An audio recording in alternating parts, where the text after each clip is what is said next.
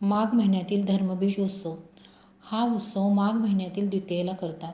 या तिथीला नागपंथातील विशेष महत्त्व आहे.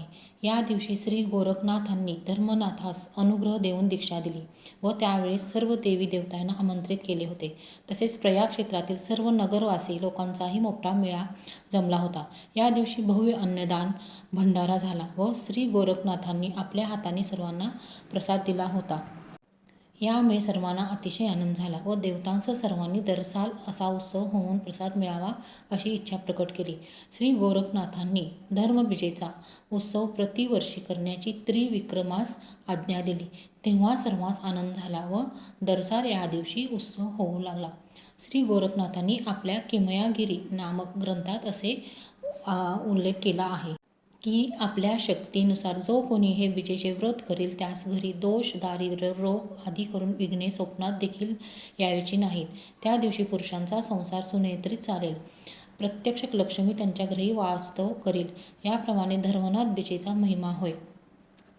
दिनांक 20 मंगळवारी धर्मनाथ बीज उत्सव खालीलप्रमाणे साजरा करावा. आपल्या घरी अथवा नाथांचे मंदिर असेल तर त्या ठिकाणी श्री नवनाथांचे प्रतिमेचे पूजन करावे.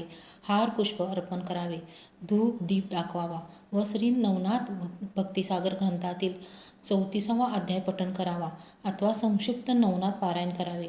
ज्यांच्या घरी नवनाथाचा फोटो असेल त्यांनी नवनाथ ग्रंथाचे पंचोपचार पूजन करून नैवेद्य दाखवावा. नैवेद्य दाखवून नाथांची आरती करावी व यथाशक्ती अन्नदान करावे.